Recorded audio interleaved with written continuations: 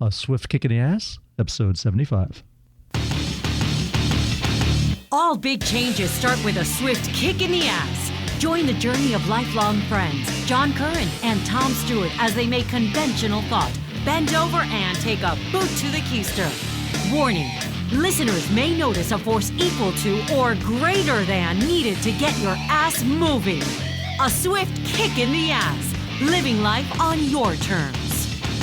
Welcome, I'm Tom Stewart, and I'm joined with my lifelong childhood friend, John Curren, and today we talk about another brick in the wall, self-doubt. That little demon that sits on your shoulder, John, and just eats away at you, man. Welcome to the show, man. Thanks, Tom. You know, self-doubt, I think it's a natural feeling that we all have from time to time. Doubting our actions, doubting our thoughts, doubting how people how we think people think about us. It is really the foundations of who we are as a person. And David Brinkley had said something that I think is really pertinent, and he said that a successful person is one who can lay a firm foundation with the bricks that others throw at him or her. You know, and if you really think about that, we have a choice when people throw bricks at us, when they say things about us that we don't necessarily like.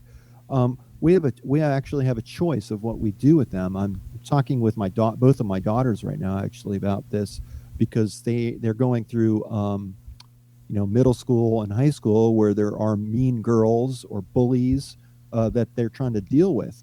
And what I'm trying to teach them is that, we can't control what other people do, but we can control how we respond and what we do with what others do. John, that quote reminds me of the saying of when life gives you lemons, make lemonade. Yeah. But you're so right about that time with your daughter's age. I can remember us going through that age, and we had bullies, and those things stick with you sometimes. In fact, sometimes on Facebook, people will friend request me, and they're people that they were a bully, and I'm kind of like, I don't know if I really want to be friends with this person, but they've changed. They over the years, but those memories of them have not changed, and my feelings towards them are still, I have an animosity against them. And those feelings stick with you because it's such a fragile age that it gets like imprinted on you, and it becomes like part of your software. And I think that's where a lot of those things, and also your family is notorious for putting these things on you, saying, what's the saying? Be realistic. Sometimes when you're telling someone your dream, and a parent might say, oh, be realistic. That could never happen. And that's not true. But you put it in your mind, especially if it comes from an authority figure, that, hey, you're right. And that becomes part of those voices that's sitting on your shoulder and whispering in your ear when you have self-doubt. Yeah, it reminds me of a time when I was really struggling at school, and at the University of Florida, they had a time limit. You could only complete so many hours without declaring a major. And in order to declare a major, that meant that you had to be accepted into a specific school in that, at a specific college at the university. So here I was, at one point I had almost been kicked out of school for having such a low grade point average. I wasn't applying myself, was barely going to classes, and it took me a little while to kind of adjust to life in school and learn how to succeed. And I had been making great progress in doing that. And raised up my grade point average, but still, my history had been holding me back. The cumulative GPA wasn't as high as it should be, and I was limited to where I could go. So I remember this teacher, not a teacher, an advisor, as I was trying to get into college, and this was like my last ditch, my last hope that I could get into this school, and had a very low requirement for GPA, and it was something I was really interested in doing. And I remember her looking at my transcript and saying, "There's no way in hell I'm going to let you in school." And I remember looking at her straight in the eye, and I said, you just watch me, lady. And I walked out of the room. And I did end up getting into that college. I ended up on the presidential honor roll. I really turned my life around. And after I had done that, I was also working my way through school, and I was in the hospital. And this lady came out of me. That's really strange. This lady came up to me. This lady came up to me, and I didn't recognize her because half of her face was bandaged. Her eye was bandaged. Her cheek, was bandaged. And it was that lady. It was the advisor. Would you throw acid on her or something, like Two-Face out of the Batman comic? No, it wasn't that. It was cancer. Oh. She had cancer, and she lost her eye. She lost part of her cheek, and she was going through therapy at the time.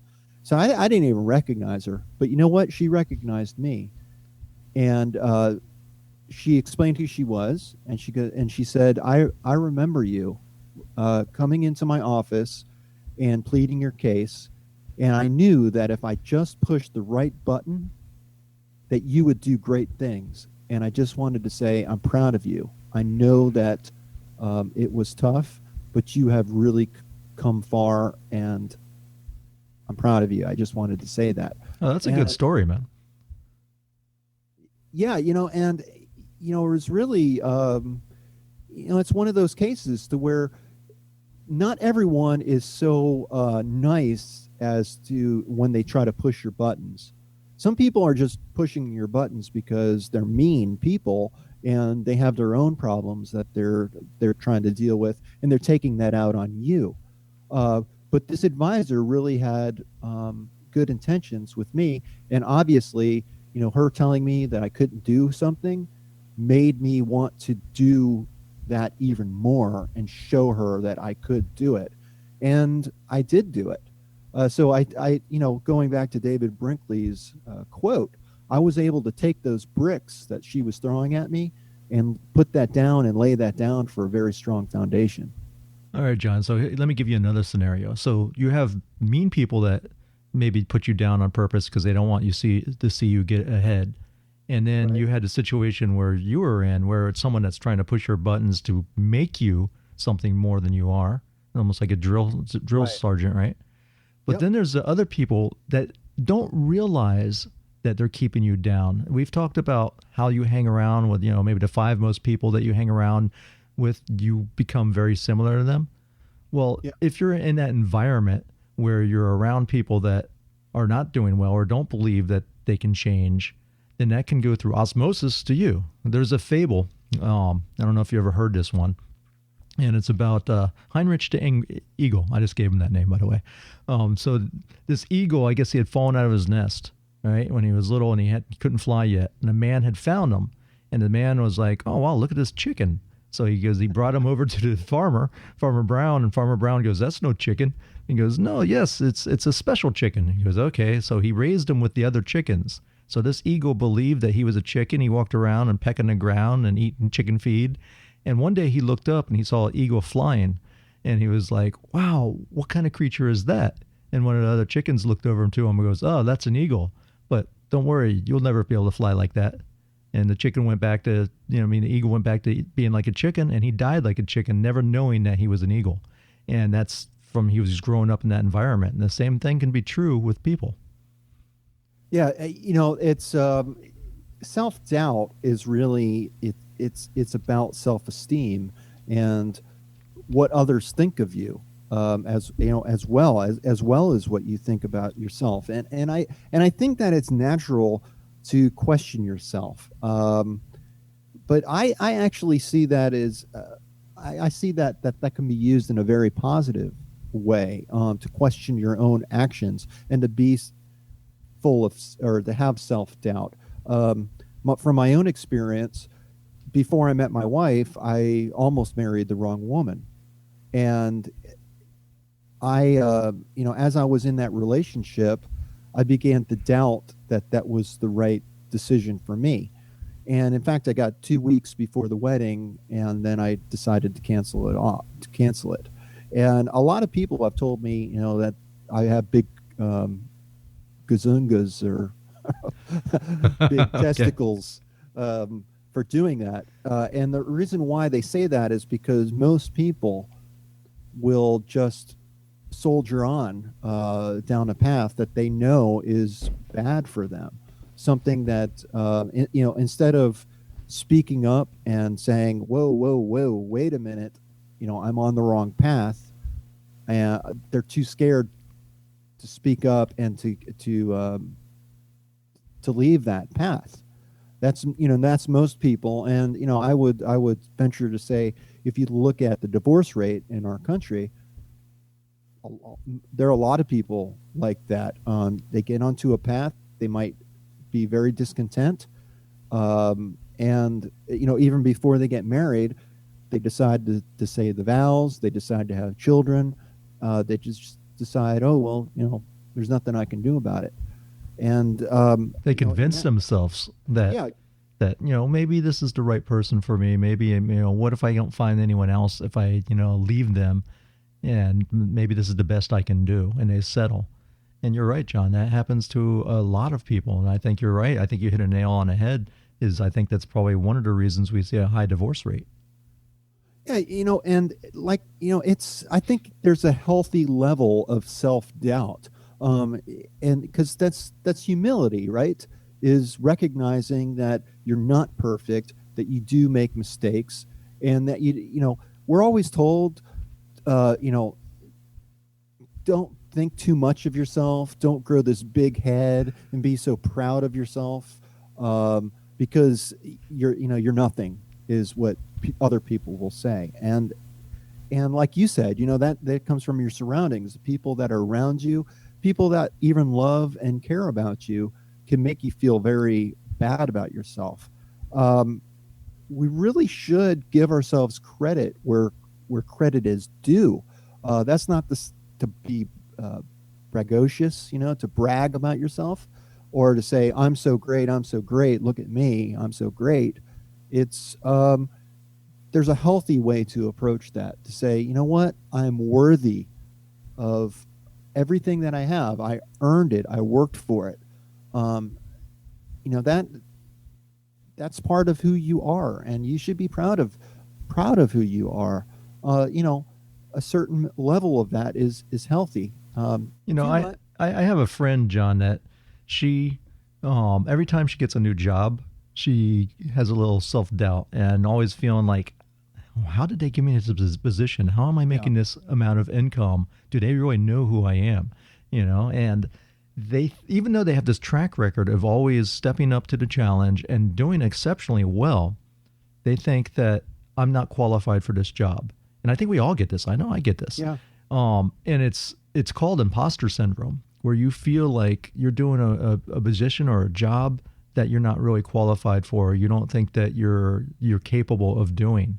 But I tell you, most of the world and probably most of the positions in life everyone has that little thought nagging in the back of their mind. You think like when, whoever gets elected for the president of the United States, if they back in their mind, and they might think, man, do I really deserve this? Is this, am I going to be able to do what I've promised to do? I mean, everyone's going to have those nagging fears in the back of their mind. You think they're really going to think that? Well, I don't know. These two candidates, I guess it takes a certain level. I guess it takes a certain kind of person to run for president to begin with. You're a politician, and politicians are a little overconfident maybe sometimes. But there has to be those times that, or at least when they get into office and they're sitting in there and they have some really challenging things to handle, and they probably sit there and like, man, like the weight of the world is literally in my hands, and my decision can change the course of history. That's a big responsibility. Yeah, you know what? I think you're right. And no matter how they feel about getting into office, I'm sure the weight of that office is just so immense that it does humble you. as a, as being in that position. Well, you see them, man. If they don't have white hair when they go in, they come out with white hair. They look like they've aged like 20 years within 4 to 8 years. And that's exactly the point that I was just going to make, Tom, is that you're absolutely right. They go in looking, young and vibrant, and then all of a sudden, boom, they do look like they've aged 10 years. There was a funny meme going around when Bernie Sanders was running, and it was showing like all the presidents, like Obama before he went in, and Reagan before he went in, and what everyone looks like when they come out, and Clinton, and they show they show before, they show Bernie, and then they show a picture from Creepshow. I remember the guy that hosted Creepshow, and that's Bernie Sanders if he would have become president. That's so funny. We got it so off track with that, but it's hilarious. I was thinking they were going to show Yoda. Anyhow, I think it's a natural feeling also that if you're going into a new experience, just like a new job, to have some self-doubt, because there's uncertainty there.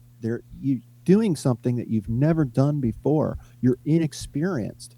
Of course, you're going to have some self-doubt there. Because of your uncertainty and inexperience, and I think some of that is healthy. Where it becomes unhealthy is when you tell yourself that you can't do it when you haven't even tried, and not giving yourself the chance or the opportunity to learn. Obviously, if you get hired into a new position, somebody. The person who hired you felt that you could handle the job. You were given that position for a reason, and whether you doubt yourself or not, somebody else did believe in you enough to give you that new role. So, John, some steps I think that people, at least that come to mind for me, that can help you with self-doubt. With my background in martial arts, one of the biggest parts of martial arts is meditation. And that's part of the reason why you meditate, because you have this movie that's playing in your mind over and over again. And you want to get rid of that movie. And that's, they say that when you're meditating and when you finally reach a certain, heightened sense of awareness, that it's almost like the bottom of a bucket of water dropping out. And it just, your mind kind of clears and that movie stops playing over and over, because we're the director of that movie. And it's also had input by all the people that we've already talked about, our parents, our friends, our coworkers, our bullies, whatever it was that set those images and put them inside your mind that you keep on playing over and over and over. And often it's the bad things that we keep playing over and over and over again. Meditation helps clear that up. I had the same thought too, and I think you gave a brilliant example, Tom, is that we need to examine our feelings and question their validity. It also goes, that also plays out in recognizing and acknowledging your doubts. It's okay to have doubts. Your mind and those thoughts are trying to trigger something. They're trying to raise a red flag, trying to give you something to think about.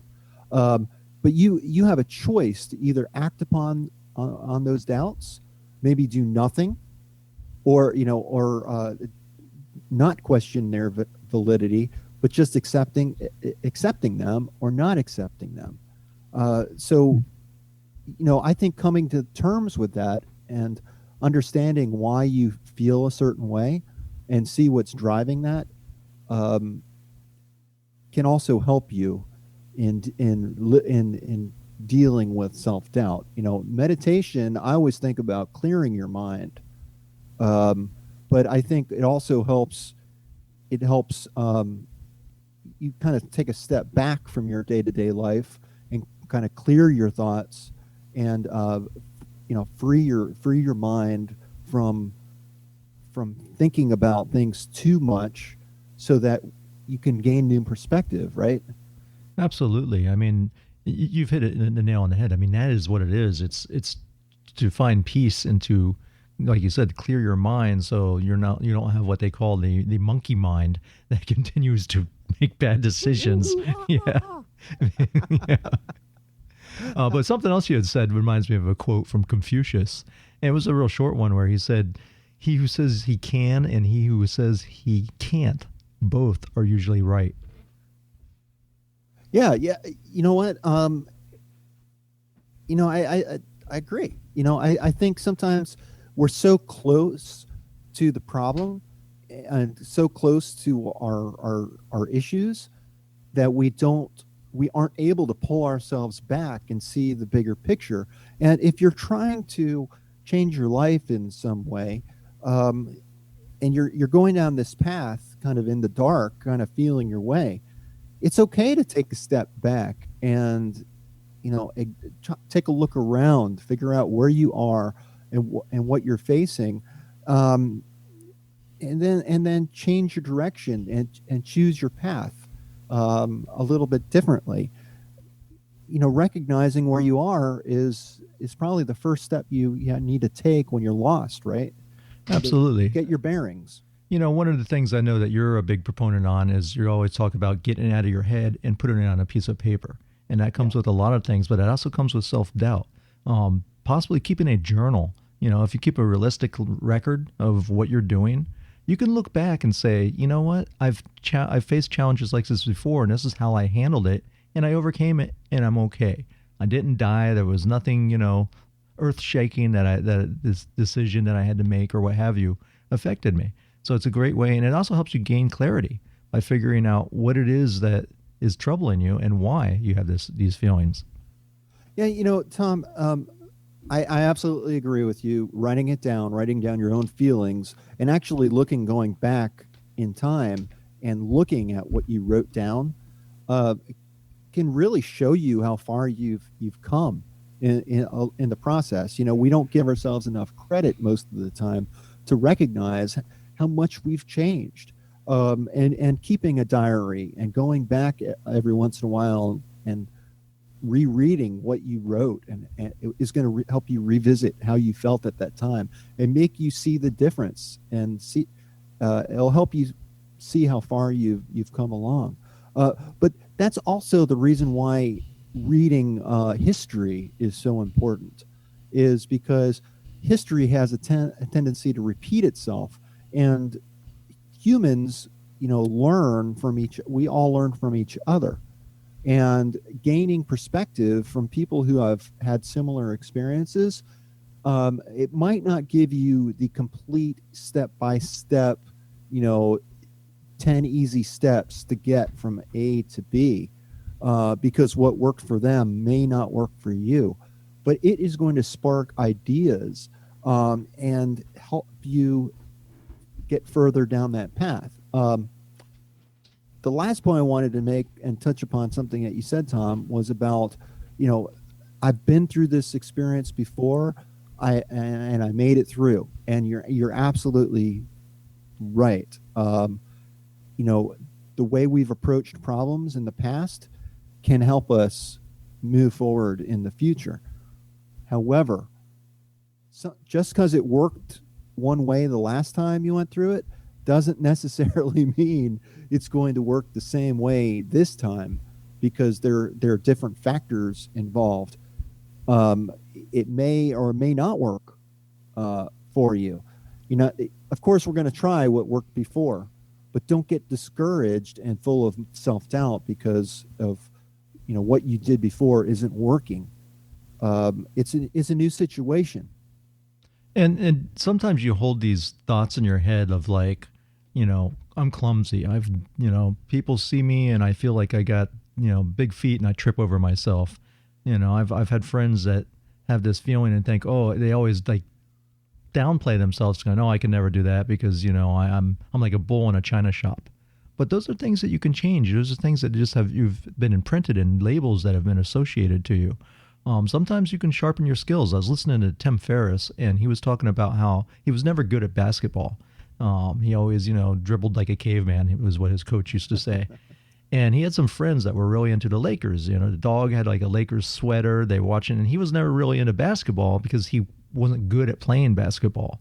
And one of his other friends had recommended some how to play basketball videos, saying this guy is like the best. Like 40% of the people that watch this, and like people that already play basketball, 40% of them improve their shooting and they just become better basketball players. So he's like, you know what? I really don't have an interest in playing basketball, but I would like to watch it with my friends. So he got the DVD or whatever it was, how to play better basketball, and he learned enough.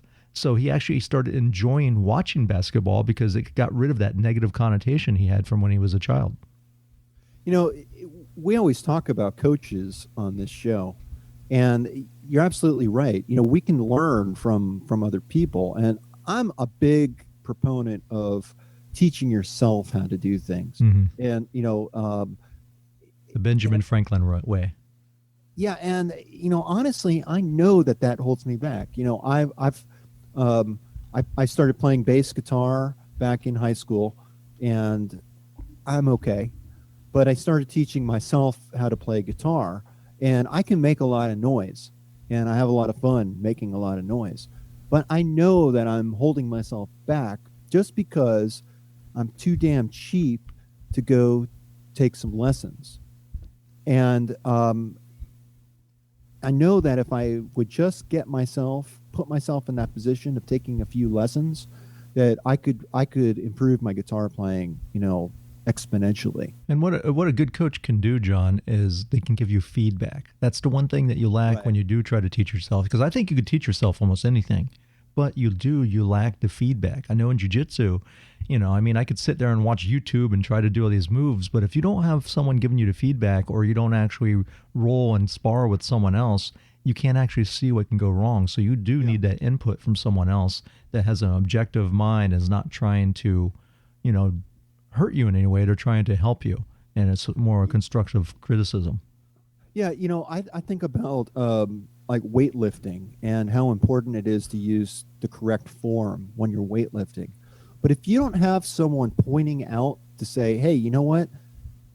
You're holding your arms, the wrong way, or you're coming down too far when you're doing a dip. You're going to hurt your knees. Your knees aren't supposed to go past your feet when you do a dip. And, you're using incorrect form. Without someone pointing that out, chances are you're going to keep doing the same mistake over and over. And it's hard to pull yourself back. When you get into a habit of using incorrect form, it's hard to break that. And sometimes it feels like you're going backwards rather than going forwards.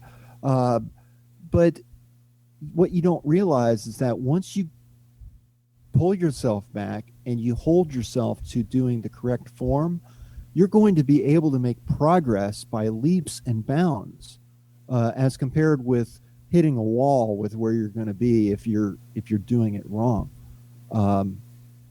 It's having that extra that different perspective, and having someone kind of look at you critically and saying, hey, do it this way, try it that way, which can really help you. You're the one who has to do the work. They can't do that. They can only make suggestions, but you can either choose to listen to them and put that into action, or you can choose to ignore it. It's up to you. John, weightlifting is a great place to learn life lessons. It really is. And I think it's helped both of us through our lives. Yep. And I know you can feel that, like when you have a heavy weight on you and you're ready to bench press it, if your mind is not all there and you're like, I'm going to get this today, you're not going to get it. If it's on the threshold, if it's something, obviously not something crazy that you can't physically do, but if there's something that a max rep that you've done before and you're not all there behind it, you're not going to get it. And I've had those days where just you don't feel like working out and you go to do it and you can't get it. But other days where you're listening to some jamming tunes and you got the adrenaline pumping and it's no problems, I'll go for another one. And it really is your mind that it connects with your body and allows you to do those things. Well, that's the same. I mean, the military teaches you also to deal with pain, right? Mm-hmm. And try to change your mindset in regards to pain. The Marines say pain is only weakness leaving your body. Yeah, and you can so many of us civilians, we have some pain, and it just totally stops us in our tracks.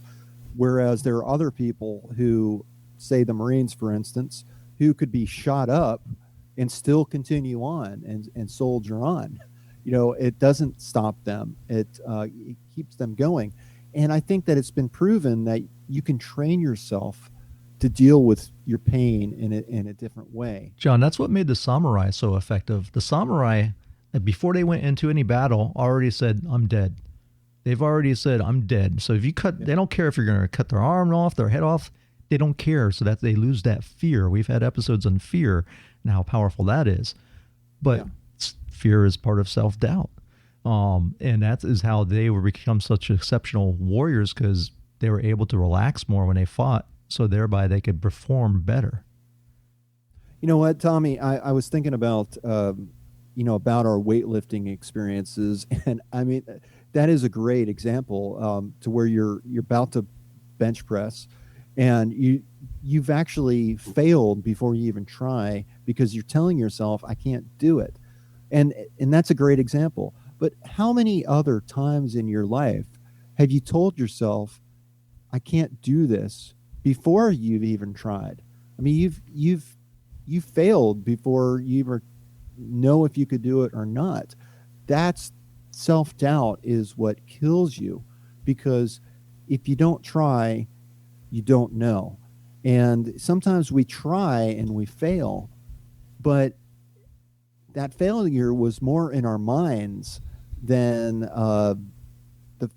physically you could. My nephew, he's in college right now. He's going to Princeton, and he's on their baseball team, and he's had some pain in his elbow, and he's been going to different doctors, and they've been talking about possible Tommy John surgery, and looking at doing MRIs of his elbow, and going through physical training and so forth. And he's, this latest doctor has told him, well, you don't need surgery.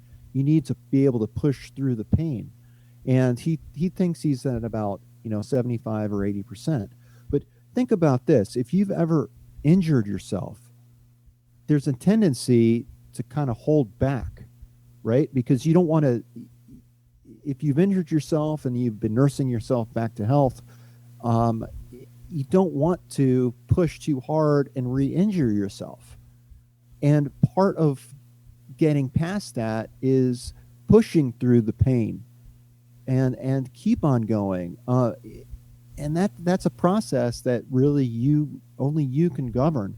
You can either tell yourself, no, I'm not going to do this, and stop yourself because you're starting to feel a little bit of pain. Or you can learn how to deal with that and continue to push yourself and continue to push that pain away until you're back at 100%. Yeah, but we're not saying go crazy, because John, I've done something stupid when it comes to pain like that. One time I was out in my front yard, and my wife, she does CrossFit and jiu-jitsu, and very fit, and we decided to have a quick little sprint, a little race. I was not warmed up. I wasn't ready for it, but I was like, I'm not going to let her beat me. Right. So I ran as fast as I could. And guess what? I won, because I used my overconfidence to say, I'm just going to push through it. Well, as soon as I stopped, all of a sudden I felt my Achilles tendons on fire. And to this day, they still hurt every morning when I wake up. And it was that sprint that triggered it. Now if I would have eased into sprinting and done it the correct way over months and time of, running at my body weight for that amount of time or that speed, it would have been okay. But by trying to do it right off the bat and just pushing through the pain, that was not a good idea. So we don't advocate, doing something stupid like I did.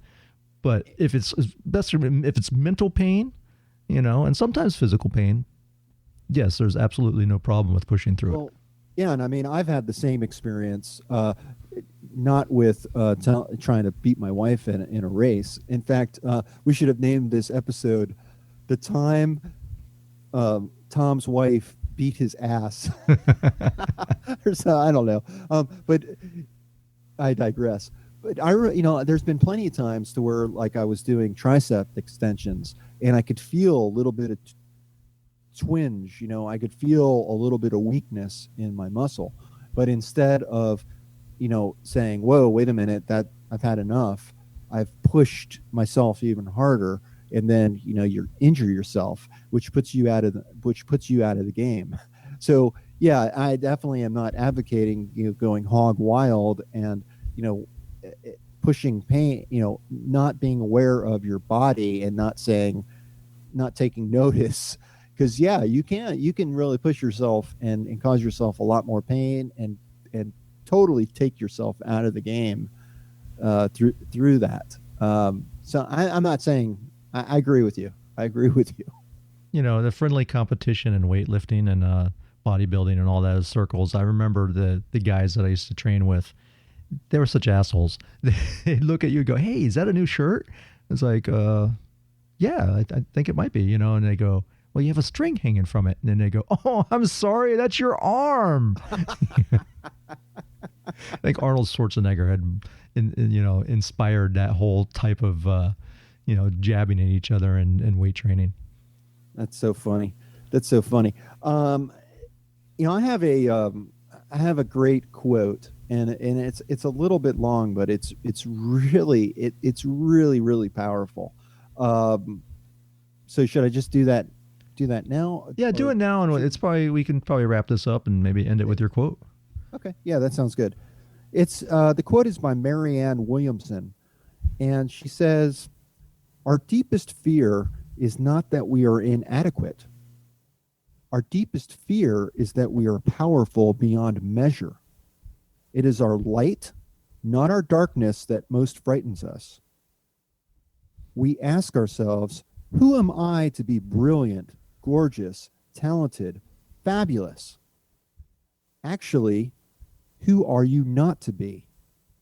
You are a child of God. Your playing small does not serve the world. There is nothing enlightened about shrinking so that other people won't feel insecure about you. We're all meant to shine as children do. We were born to make manifest the glory of God that is within us. It's not just in some of us, it's in everyone. And as we let our own light shine, we unconsciously give other people permission to do the same. As we are liberated from our own fear, our presence automatically liberates others." I think that, my family and I went up into the mountains yesterday to do some apple picking, and my son is going to be 6 next month, and he's so funny. He's telling everybody his name, telling people how old he is, and people around him just, he's so funny, and he's such a little character that everyone seems to smile around him. And some people were just, they always say what a great age that is to be. And I think, what, that's just who he is. And a lot of us start out that way as kids. We have this light that just shines out from us and makes other people smile. But as we grow older, that light seems to dim because of the experiences that we have and because of people around us telling us we suck or we can't do this, or your arms are string beans. It's we let what other people say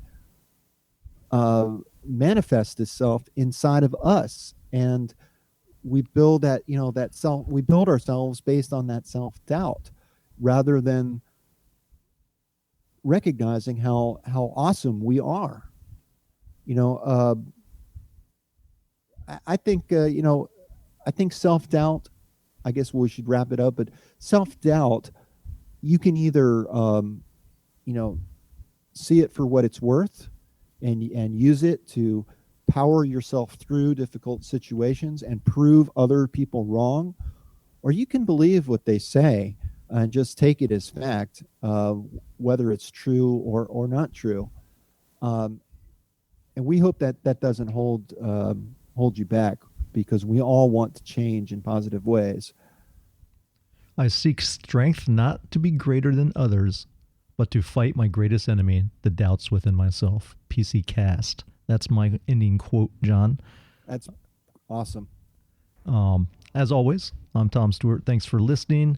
Make sure to check out swiftkickingtheass.com. Sign up for our free membership site. There, John will have plenty of stuff in there that he's created, such as his simple spending plan. Maybe you can get out of $90,000 in debt like he did. John, thanks for hanging. Yeah, thanks. Peace. More than that, buddy. See ya. See you later. Peace, everybody.